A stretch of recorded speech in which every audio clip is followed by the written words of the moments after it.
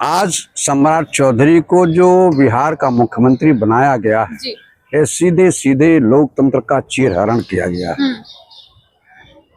मुख्यमंत्री पद नीतीश कुमार के नाम पर चुनाव लड़ा गया था और जनता ने जो मत दिया था वो नीतीश कुमार के नाम पर दिया था और सीधे सीधे चीरहरण किया गया है। सम्राट चौधरी एक बदनाम शुदा व्यक्ति हैं। यह हिंदुस्तान के गृह मंत्री अमित शाह के आदमी हैं। यह कहानी, यह पटकथा पहले ही लिख दी गई थी कि चुनाव नीतीश कुमार के नाम पर लड़ा जाएगा और मुख्यमंत्री भारतीय जनता पार्टी का बनाया जाएगा। सीधे सीधे लोकतंत्र जनतंत्र की हत्या की गई है। लेकिन नीतीश कुमार ने तो खुद अपना सीएम पद छोड़ा है, इसमें लोकतंत्र में ये क्या कहते हैं, पहले से रणनीति कैसी है? एक बात बताइए, अब तक नीतीश कुमार ने त्यागपत्र क्यों नहीं दिया था? सवाल ये उठता है। सवाल ये भी उठता है कि जब तक भारतीय जनता पार्टी ने सम्राट चौधरी का नाम घोषित नहीं किया तब तक नीतीश कुमार ने त्यागपत्र नहीं दिया था। गवर्नर के पास जाने के बावजूद भी इसके पहले नीतीश जी ने त्यागपत्र नहीं दिया था।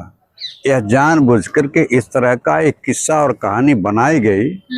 कुछ देर लगे, कुछ समय लगे, बनाना तो था इनको सम्राट चौधरी को ही। सम्राट चौधरी और ये कहते हैं लोकतंत्र की मर्यादा को तार तार कर दिया गया है। लेकिन सर आप कह रहे हैं कि बनाना सम्राट चौधरी को ही था, तो भाजपा सीधे तरीके से बना देती, बीच में नीतीश कुमार को क्यों बनाना पड़ा अगर वो यही करना चाहते थे तो? यही कि नीतीश कुमार को अपमानित करके इनको मुख्यमंत्री पद से हटाया जाएगा, नहीं तो शपथ नहीं दिला दिया होता। कह रहे हैं ना उनको स्वास्थ्य सही नहीं है। आप बताइए, इतने दिनों से बीजेपी और जेडीयू की गठबंधन की सरकार चल रही थी।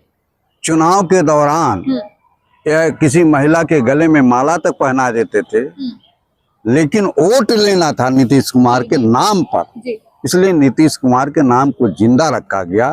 और जब चुनाव संपन्न हो गया, भारतीय जनता पार्टी और नीतीश कुमार के गठबंधन की सरकार बन जाती है, तो जैसे दूध में मक्खी होती है और मक्खी को निकाल करके फेंक दिया जाता, उसी तरह से राज्यसभा की सीट दे करके मुख्यमंत्री के बेटे के नाम पर ब्लैक मेलिंग करके सम्राट चौधरी को मुख्यमंत्री बनाया गया है। वही प्रशांत किशोर ये कह रहे कि जो नए सीएम बने हैं ना, उनका रिमोट कंट्रोल अमित शाह के हाथ में। निश्चित रूप से देखिए, नरेंद्र मोदी की सरकार भी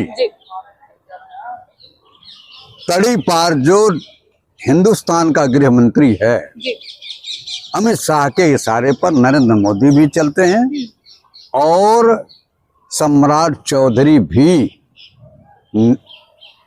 अमित शाह के इशारे पर ही चलेंगे। तो अगर 20 साल नीतीश कुमार ने कुर्सी संभाल ली तो बदलाव तो होना जरूरी है। क्या दिक्कत है अगर बदलाव हो गया, अगर सम्राट चौधरी सीएम बन गए? क्या लग रहा है, विकास नहीं संभव है? नहीं, मैंने इस पर कोई टिप्पणी नहीं की। टिप्पणी इस बात की है, यदि चुनाव लड़ना ही था तो नरेंद्र मोदी के नाम पर चुनाव लड़ा जाता, सम्राट चौधरी के नाम पर चुनाव लड़ा जाता।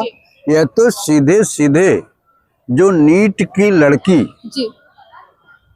की हत्या हुई है उसमें शामिल नीतीश के बेटे को करके नीतीश कुमार को बदनाम करने के लिए, नीतीश कुमार को एक डर पैदा करके नीतीश कुमार से को बिहार के मुख्यमंत्री पद से हटाया गया है। तो कहीं ना कहीं ये सोची समझी साजिश है। निश्चित रूप से यह सोची समझी साजिश है। इसीलिए एक IPS अधिकारी को भी दास को जेल में डाल दिया गया, क्योंकि आरोप लगाया था कि इसमें नीतीश कुमार के बेटे का हाथ है नीट की लड़की की हत्या में। उसी को साजिश मान करके नीतीश कुमार की सरकार को हटाना, यह सोची समझी रणनीति हिंदुस्तान के गृह मंत्री अमित शाह की चाल रही है और नीतीश कुमार को राज्यसभा भेज करके मुख्यमंत्री जैसे बड़े पद से हटाया जाना निश्चित रूप से नीतीश कुमार के कद को छोटा करना है। उनकी राजनीति, उनकी सियासत को खत्म कर देना ही अमित शाह की चाल रही है।